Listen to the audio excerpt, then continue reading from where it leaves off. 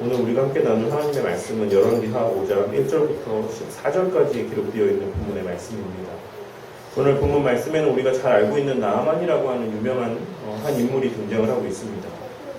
사실 5장에 기록되어 있는 이 나아만이라는 인물과 관계된 이야기는 이 자체로도 하나의 독립된 스토리를 이룰 수 있을 정도로 잘 구성되어 있고 잘 짜여져 있는 어떤 하나의 에피소드라고 할 수가 있습니다. 마치 단편 소설과도 같이 여겨질 정도로 그 구성이 잘 밀접하게 논리적으로 연결되어 있는 하나의 이야기다라는 사실입니다.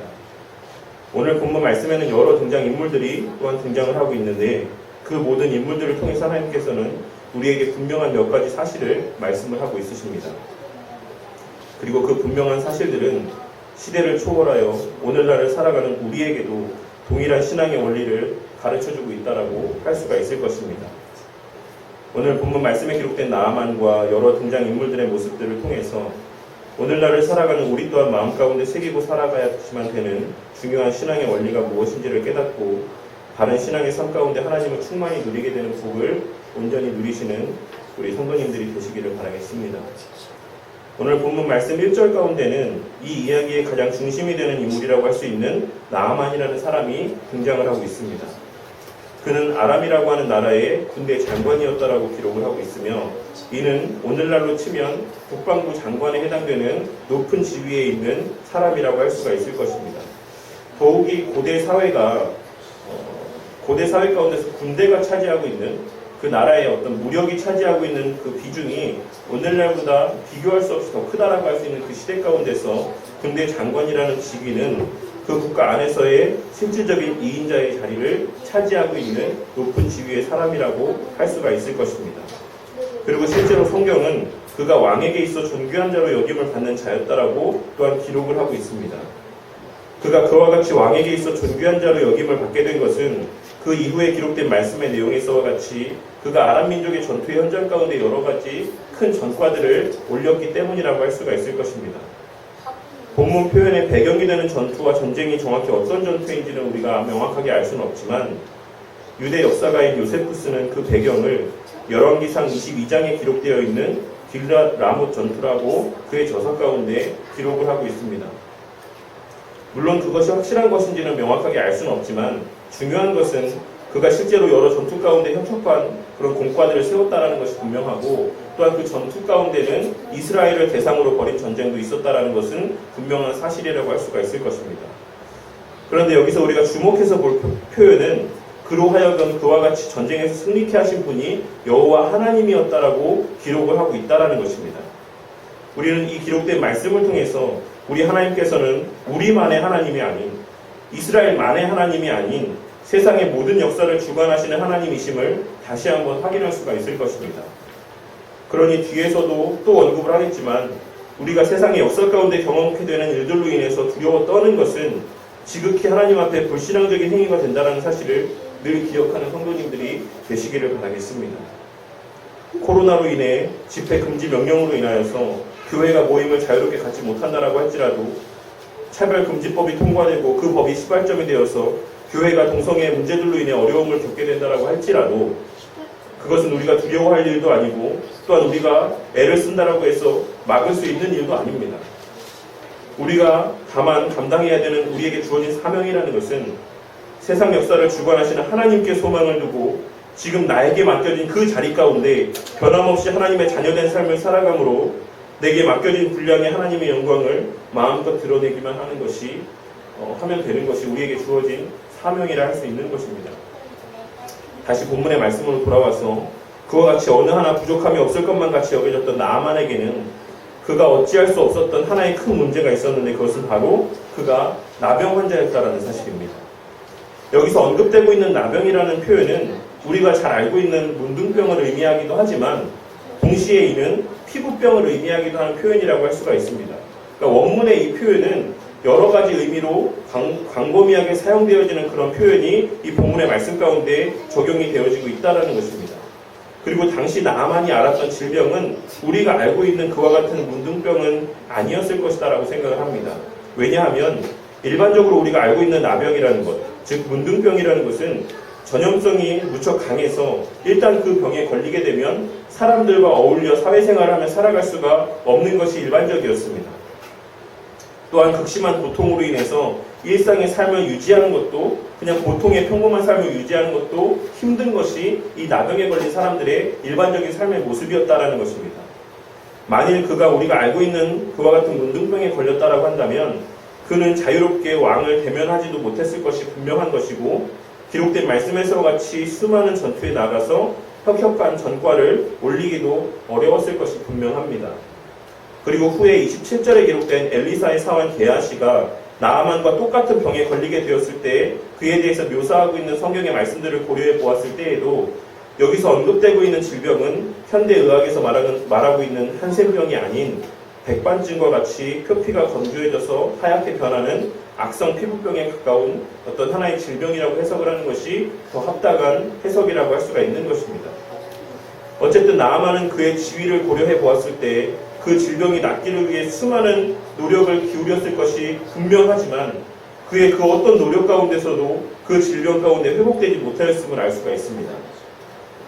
그리고 그러한 그에게 한 줄기 빛과 같은 희망의 메시지가 들려왔는데 그것은 바로 아람 민족이 이스라엘 민족을 대상으로 종종 행해왔던 그런 약탈 가운데에 데리고 왔었던 납치해왔던 한 이스라엘의 어린 소녀의 입술을 통해서였습니다. 이 소녀는 뒤에 이어지는 말씀을 고려했을 때 이스라엘의 왕과 대척점에 서 있는 인물로 묘사되고 있다고 할 수가 있습니다. 이 소녀는 비록 그 이름도 알려져 있지 않고 나이도 어렸으며 이방 민족의 종으로서 자유함도 없는 상황 가운데 있었지만 그에게는 하나님과 하나님의 사람에 대한 분명한 지식과 확신이 있었음을 기록된 말씀들을 통해 확인할 수가 있을 것입니다. 그렇게 그녀는 자기 주인의 질병의 문제를 해결하기 위해 그 해결책을 확신 가운데에 그 주인에게 이야기할 수가 있었다라는 것입니다. 그리고 그 질병의 회복에 대한 마음이 절실하였던 나아만은 그 말에 귀를 기울였고 자신의 왕에게 나아가서 이스라엘로 가서 병을 고쳐도 되겠는지를 묻게 됩니다. 사실 본문에서는 이 어떤 상황들에 대해서 그리 비중 있게 다뤄지지 않고 있긴 하지만 사실 나아만이 자신의 왕에게 나아가서 이스라엘 지역에서 병이 낫고 오기를 원한다라고 이야기하는 것은 상당한 위험을 감수하고 이야기를 하는 모습이 된다는 것을 우리는 주의해서 볼 필요가 있을 것입니다. 이는 당시 고대 근동의 어떤 문화를 염두에 두고 이해를 해야지만 되는 것이라고 할 수가 있는데 당시 고대 근동 사회에서의 민족과 민족 사이의 전쟁이라는 것은 표면적으로는 사람과 사람 사이의 전쟁이긴 하지만 그 이면에는 그들이 섬기는 신들끼리의 전쟁의 의미가 담겨져 있다고 할 수가 있습니다.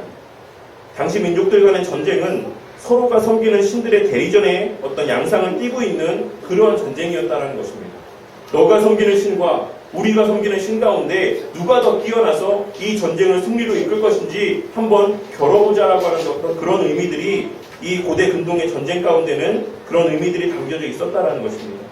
그렇게 한 민족이 다른 민족과의 전쟁 가운데 승리를 했다는 것은 자신이 섬기는 신이 다른 민족의 신을 이기고 더 강한 신임을 입증했다라는 하나의 증거가 되기도 하는 것이라고 할 수가 있는 것입니다. 그런데 이미 이스라엘 민족과의 전쟁 가운데 승리한 아람 민족의 군대 장관인 나아만이 이미 패배한 민족의 신을 섬기는 선지자에게 가서 병의 치료함을 받고 와도 되겠느냐라고 하는 그런 요청을 왕에게 하고 있는 것은 어떤 면에서 보자면 왕에게 아주 수치스러운 부탁이 될 수도 있는 그러한 요청이었다는 것입니다. 하지만 나아만은 그만큼 자신의 절실함을 왕 앞에 드러냈던 것이고 나아만의 그러한 요청에 대해서 왕은 화를 내기는커녕 이스라엘 왕에게 글까지 써주겠다라고 이야기를 하며 나아만을 향한 신뢰와 애정이 어느 정도인지를 잘 나타내 보여주고 있다라고 할 수가 있습니다. 본문에서의 글이라고 번역되어 있는 표현은 일반적인 서신 이상의 의미를 지니는 표현이라고 할 수 있습니다. 원문 표현에서 이 글이라고 번역되어 있는 표현은 정식 외교 문서를 의미하는 표현으로 기록이 되어 있습니다.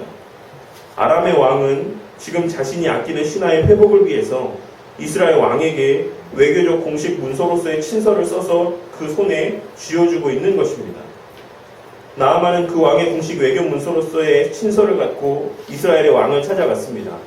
그리고 그 글을 전하였을 때 이스라엘 왕은 자신의 옷을 찢었다라고 본문 말씀은 기록을 하고 있습니다.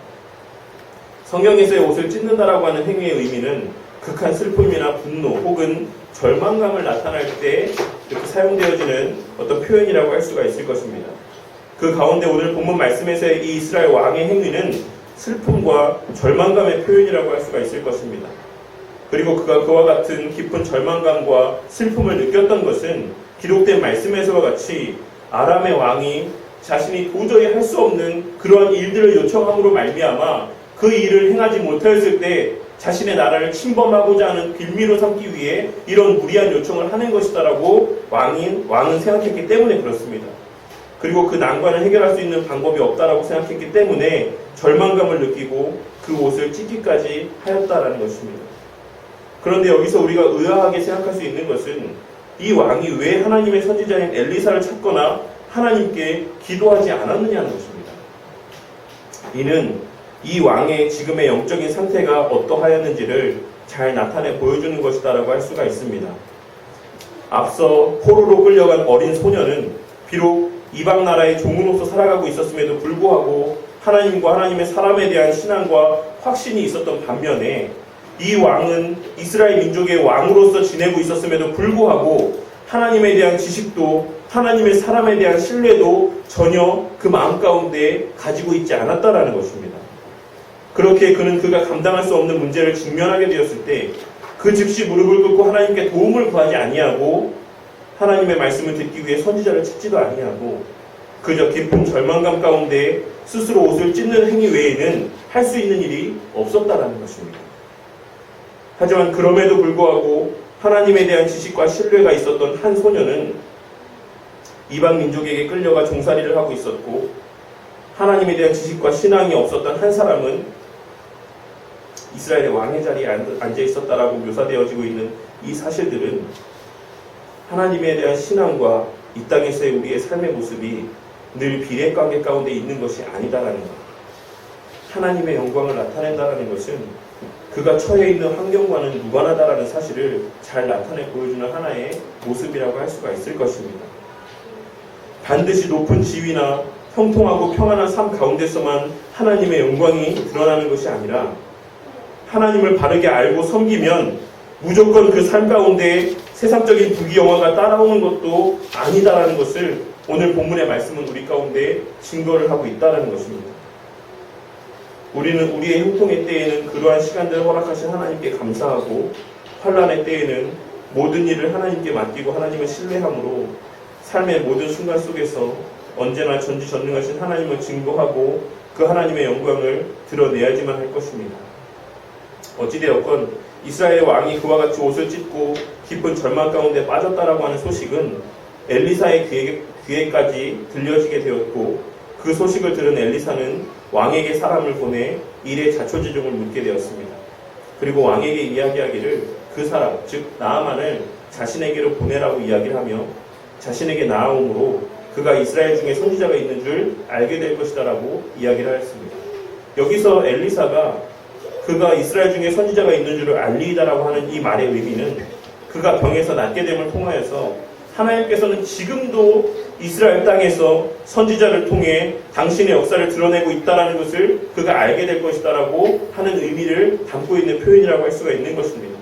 왜냐하면 앞서 초반부에서도 언급했던 것처럼 당시에 아람 민족과 이스라엘 민족의 전쟁으로 인하여서 이스라엘 민족이 패하였고 그로 말미암아 아람 사람들의 마음 가운데는 이제 더 이상 하나님은 아무 능력도 없는 그런 신이다라고 하는 그런 인식이 그들 가운데 있었기 때문에 그렇습니다. 하지만 오늘 본문의 말씀을 통해서 엘리사는 그가 병에서 낫게 됨으로 말미암아 우리 하나님께서 여전히 강하고 능력 있는 신이며 이스라엘 중에 역사하고 계시다라는 것을 그가 알게 될 것입니다라고 말씀을 하고 있는 것입니다. 엘리사에게 그와 같은 말을 듣게 된 이스라엘의 왕은 나아만을 엘리사에게로 보내게 됩니다. 그리고 나아만이 자신과 함께하는 무리들과 함께 엘리사의 집에 다다르게 되었을 때 엘리사는 자신이 직접 나아만에게 나온 것이 아니라 다른 사람, 즉 사자를 보내서 자신의 말을 대신 전하였다라는 사실을 우리는 기록된 말씀을 통해 확인할 수가 있습니다. 본문에서의 사자라고 번역되어 있는 표현은 전령이나 외교 사절 등의 의미로도 사용이 될 수 있는 표현입니다.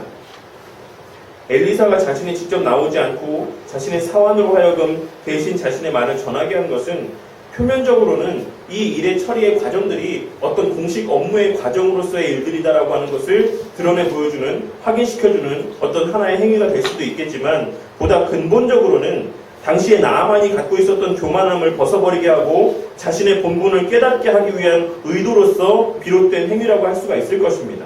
왜냐하면 아람 왕이 기록한 어떤 문서의 내용에서나, 이 문서의 내용은 번역된 이 표현에서는 되게 좀 완곡한 의미에서의 요청으로 기록이 되어 있긴 하지만, 원문의 뉘앙스를 살리자면 어떤 강한 어떤 명령의 의미로서, 어떤 강한 어조로서 이 본문의 말씀이 기록이 되어 있습니다. 그러니까 너는 반드시 내 이 신하를 고쳐줘라 라고 하는 뉘앙스로 이 서신서의 내용들을 기록을 했다라는 사실입니다. 또한 나아만의 자세에 대한 묘사의 내용을 통해서도 우리는 확인할 수 있는 것처럼, 그들은 지금 자신들의 위치가 도움을 구해야 되는 위치에 있다라고 생각하는 것이 아닌 마땅히 그런 대접을 받아야 되는 위치에 있는 사람들이다라고 하는 그런 생각들이 그의 저변 가운데 깔려져 있었다라는 사실입니다. 나아만이나 아람의 왕이나 이스라엘 민족에 대해서 아주 고압적인 자세로 반드시 문제를 해결해 줄 것을 요청을 하고 있었다라는 것입니다. 그렇게 엘리사는 교육적인 의도에 있어서 자신이 직접 나가지 아니하고 사환으로 하여금 대신 말을 전달하게 하였던 것이라고 할 수가 있는 것입니다. 그리고 그렇게 사환이 대신 전한 말은 우리가 잘 알고 있는 것처럼 요단강의 몸을 7번 씻으라는 말이었습니다. 엘리사의 그에 대한 어떤 말에 대해서 나아만은 불같이 화를 내고 있다는 것을 우리는 본문의 말씀을 통해 확인할 수가 있을 것입니다. 그가 이와 같이 크게 화를 낸 데는 크게 두 가지 이유가 있다고 할 수가 있습니다. 첫째로는 그를 맞으러 엘리사가 직접 나오지 않았기 때문에 우선 그 마음이 상했기 때문인 것이고, 둘째는 그의 처방이 자신이 생각한 것과 같이 그럴듯해 보이지 않았기 때문에 그는 화를 내게 되었다는 것입니다. 그리고 이 둘은 사실 밀접한 인과관계를 형성하고 있다고 할 수가 있습니다.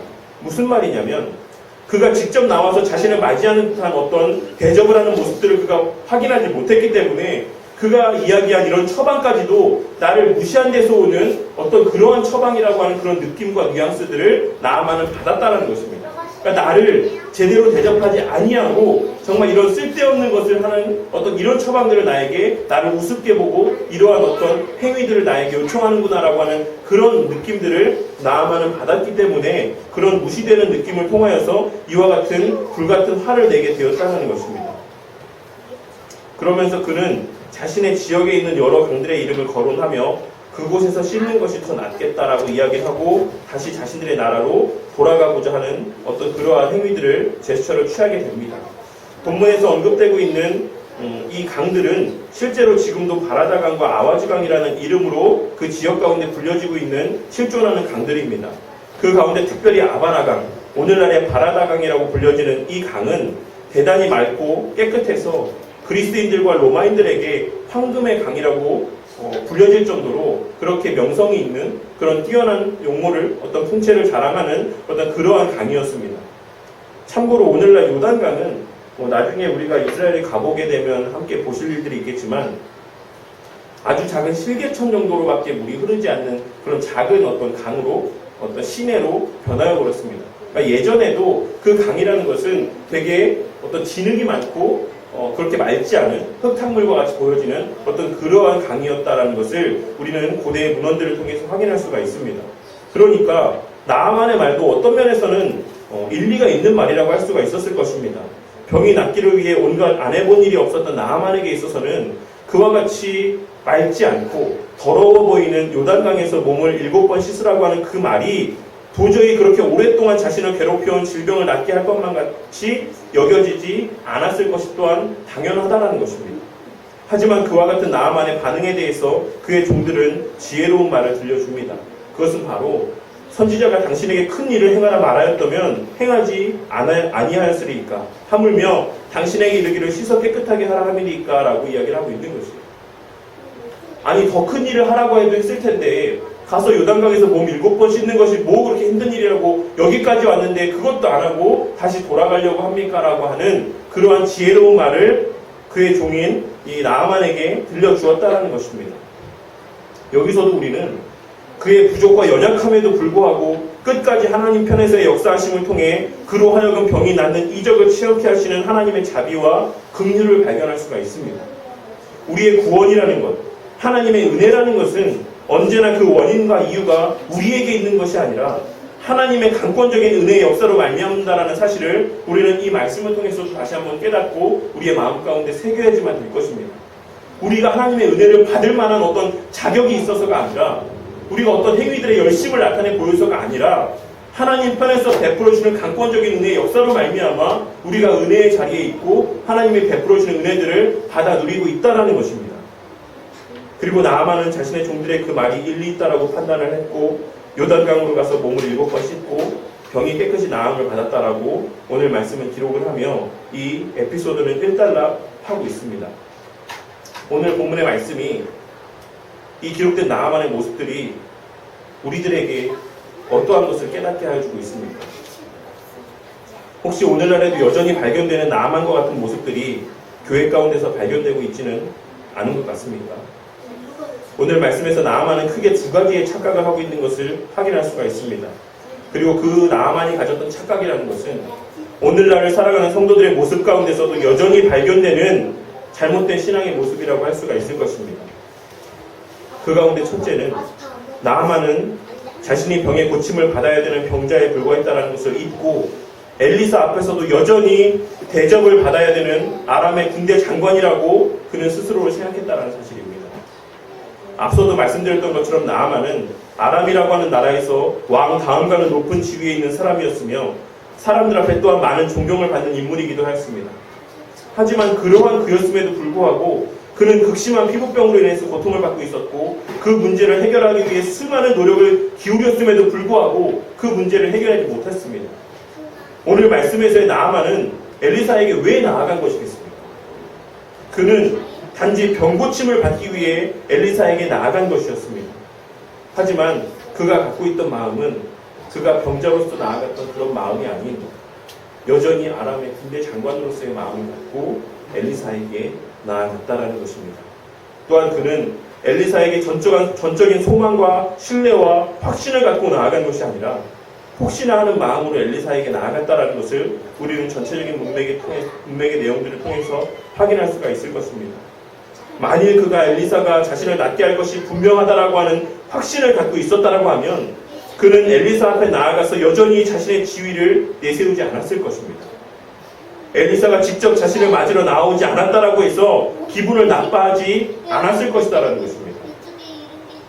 그는 낫게 할 수 있나 없나 한번 보자라는, 그래 한번 이것이라도 한번 해보자라고 하는 어떤 반신반의하는 그런 마음을 갖고 엘리사에게 나아왔다라는 사실입니다. 그는 환자인 자신의 모습보다 여전히 아람의 군대 장관인 자신의 모습에 더 많은 가치와 비중을 두고 있었기 때문에 엘리사가 자신에게 직접 나오지 않았다라고 하는 사실에 기분이 나빴다라는 것입니다. 그렇다라고 하면 나아만의 이러한 모습이 오늘날을 살아가는 우리의 모습과 무슨 상관이 있다라고 할 수가 있겠습니까? 그것은 오늘날 교회를 다니는 수많은 사람들 가운데서도 여전히 나아만과 같이 자신의 근본적인 문제보다는 자신의 사회적인 지위에 더 많은 가치와 비중을 두고 교회를 다니는 이들이 많이 있다는 것입니다. 이는 그들이 나아만과 같이 하나님께서 우리의 모든 문제를 해결해 주실 수 있다라고 하는 전지전능하신 하나님이심을 확신함 가운데 나온 것이 아니다라는 것을 나타내는 동시에 그들 스스로가 그저 죄의 문제를 해결함 받아야 되는 죄인에 불과하다는 것을 깨닫지 못하고 있다는 사실에 대한 반증이 되는 것이다라고 할 수가 있을 것입니다.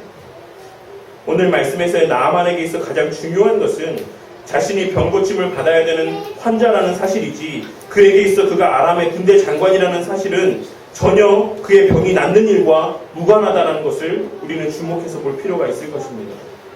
그가 아람의 군대 장관이라는 사실은 그의 병이 회복됨에 있어 아무런 의미가 없는 것이며 실제 그의 수많은 노력에서도 그 사실은 명백하게 드러났다는 것을 우리는 확인할 수가 있다는 것입니다.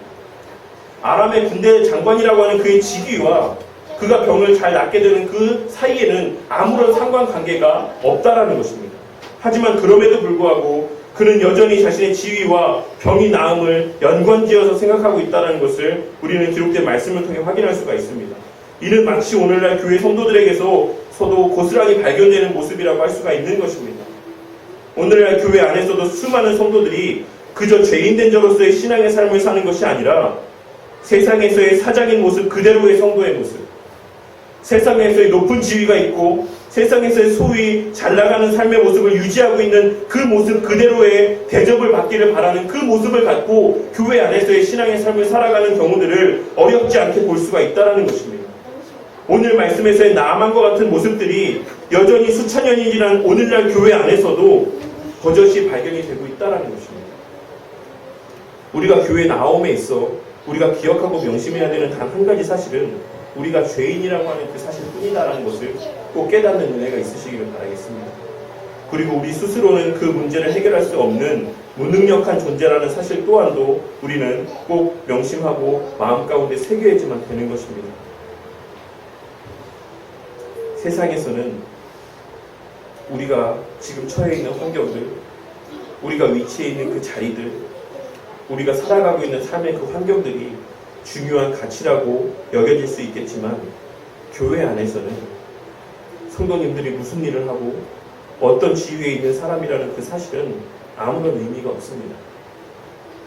하지만 그럼에도 불구하고 우리가 신앙생활을 하다 보면 교회 안에서도 여전히 자신의 세상적인 지위를 알아주고 인정해주기를 바라는 그러한 삶의 모습들을 보게 되는 경우들이 있습니다. 그러한 이들은 오늘 말씀에서의 나아만과 같이 자신의 세상에서의 어떠함을 교회에서 알아주지 않을 때 그 마음을 상해하고 더 나아가서는 교회를 떠나가는 모습까지 나타내 보이는 것입니다. 반면에 자신의 그러한 사회적인 지위를 인정해주고 대접을 해주면 기분이 좋아서 교회를 열심히 다니는 그러한 모습들을 보게 될 때가 있는 것입니다. 우리는 교회 문에 발을 딛게 되는 그 순간에 모두가 다 하나님 앞에서 죄인에 불과할 뿐이며 모두 하나님의 은혜로 회복되어져야지만 되는 똑같은 처지에 있는 그런 죄인에 불과하다는 사실을 기억하시는 성도님들이 되시기를 바라겠습니다. 그것이 신앙의 시작이고 그것이 성도됨의 출발점이 되는 것입니다. 주의 몸된 교회 안에서 그리고 하나님 앞에서는 아람의 군대 장관이라는 세상의 지위는 아무 의미가 없는 것입니다. 그것은 우리로 하여금 어떤 일들을 이루게 하시기 위해 하나님의 선하신 뜻을 이루기 위해 잠시 허락하신 상황에 불과한 것이지 그 처해진 환경들이 우리를 대변해 주는 것이 아니다라는 것입니다. 이것을 착각하니 교회 안에서도 대접을 받고자 하는 마음들을 갖고 자신이 생각한 대로 대접을 받지 못하게 되면 마음을 상해하는 모습들을 우리가 발견하게 되는 것입니다. 오늘 말씀을 통해서 하나님 앞에서의 교회 안에서의 우리의 모습의 본질이 무엇인지를 바르게 깨닫고 우리 교회 안에서는 적어도 그 누구도 세상의 지위를 교회 안에서까지 끌어들여 그에 합당한 대접을 받고자 하는 성도들에게 있어 합당치 못한 삶의 모습들이 발견되지 아니하고 언제나 겸손히 남을 나보다 더 낮게 여기는 섬김의 모습들만이 가득하여지는 그런 교회가 되기를 바라겠습니다. 둘째로는 나아만은 병이 낫기를 위해 어떤 거창한 과정들이 필요하다라고 그러한 착각들을 갖고 있었다는 것입니다.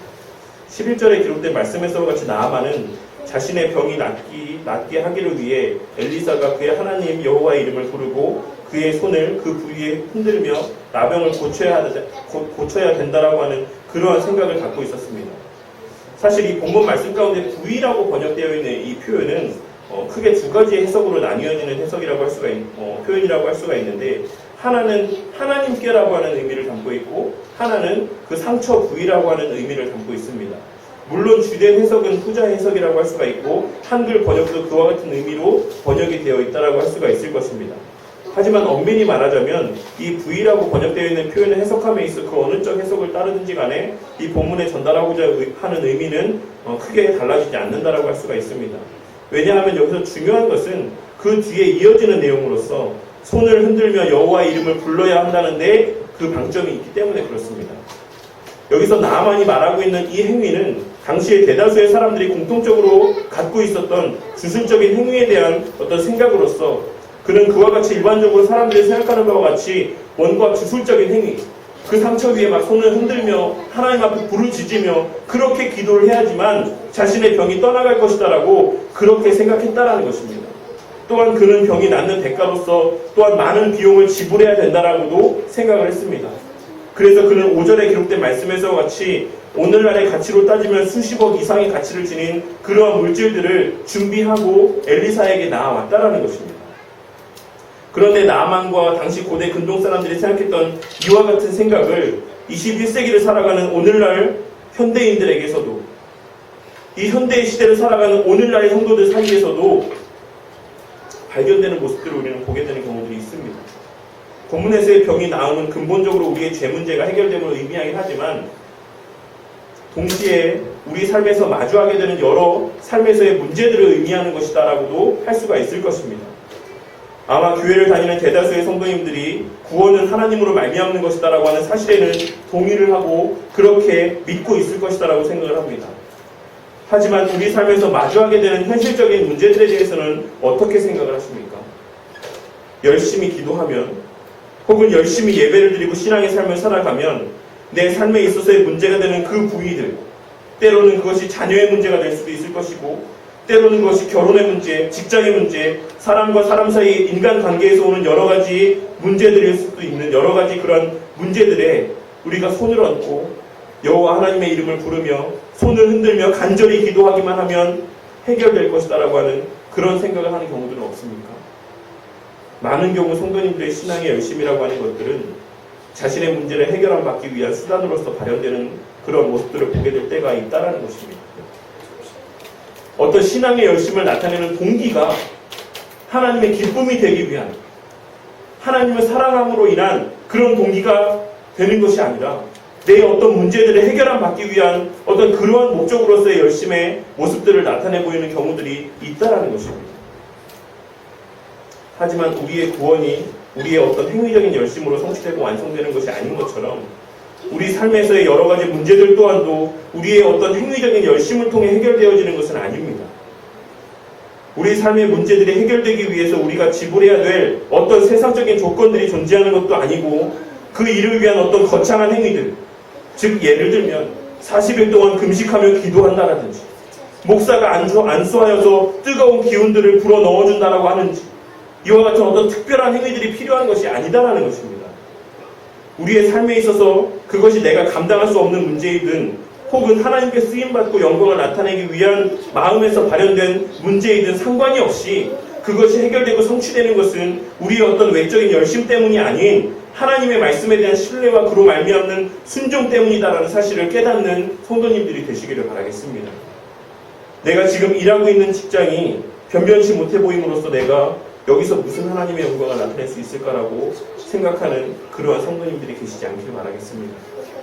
그럴듯해 보이고 거창해 보이는 곳에서만 하나님의 영광을 드러낼 수 있다라고 하는 착각에서 벗어나시는 성도님들이 되시기를 바라겠습니다. 또한 40일씩 100일씩 금식하며 작정기도하면 문제가 해결되어지고 어마어마한 금액을 작정하고 그 헌금들을 하나님 앞에 드리면 내가 바라는 바가 성취될 것이다라고 하는 그와 같은 착각 가운데 빠지는 그런 성도님도 존재하지 않게 되기를 바라겠습니다. 우리가 하나님의 은혜를 맛보게 되는 수단이라는 것은 우리가 익히 잘 알고 있는 것처럼 말씀과 성례 그리고 기도 외에는 존재하지 않습니다. 그리고 그 말씀과 성례 그리고 기도라는 것들은 어떤 특별한 말씀, 특별한 성례 혹은 특별한 기도를 의미하는 것이 아니라 우리가 일상의 삶 가운데 매일같이 보고 듣는 말씀, 우리가 매일의 삶 가운데 정해진 시간마다 드리는 그 기도 그리고 정한 질서와 약속에 따라 함께 나누는 그 성례인 것입니다.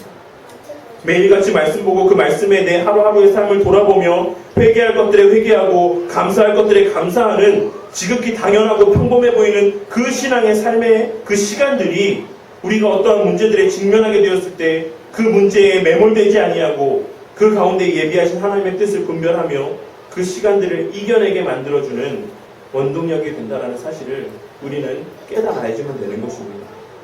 동일한 의미에서 목사가 성도님들에게 어떤 특별한 예언적인 메시지들을 주고 안수하여 기도하며 놀라운 것들을 경험하게 해주는 것이 더 특별한 것이다라고 하는 그런 착각도 하지 마시길 바라겠습니다.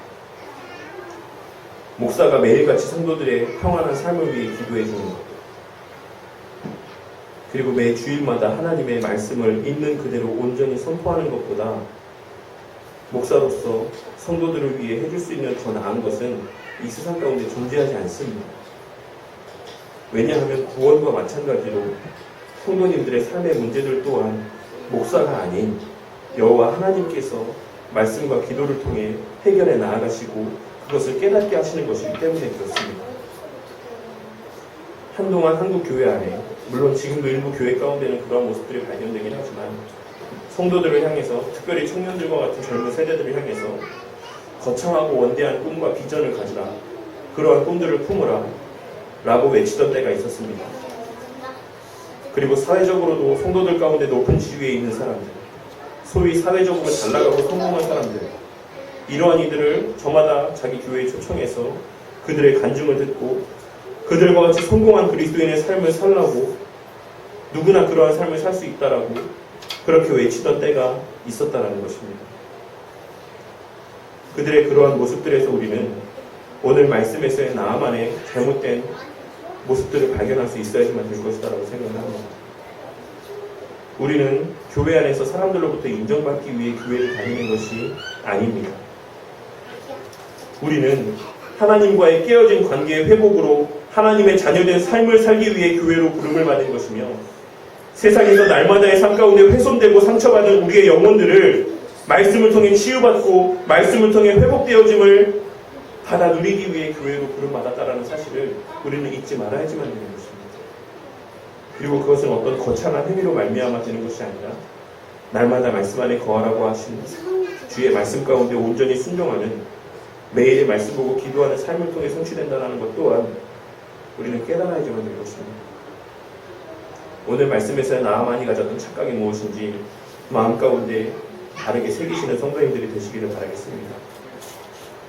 오늘 말씀을 통해 우리는 나는 그저 하나님 앞에 죄인일 뿐임을 깨닫고 교회 안에서 늘 나보다 남을 더 낮게 여기는 겸손한 신앙의 삶 가운데 요단강에서 몸을 7번 씻으라고 하신 이 말씀에서와 같이 별것 아닌 것처럼 여겨지는 매일의 말씀 보고 기도하며 그 말씀대로 순종하는 그러한 삶의 모습들을 통해서 매일의 삶 가운데 하나님의 은혜를 충만히 체험하는 우리 성도님들이 되시기를 바라겠습니다. 그러한 삶 가운데 나에게 주어진 분량의 하나님의 영광을 이 땅에 살아가는 그 모든 시간들 가운데 남김없이 증거하게 되는 그러한 복을 충만히 누리시는 우리 모든 바른교회 성도님들이 되시기를 주님의 이름으로 간절히 축원합니다.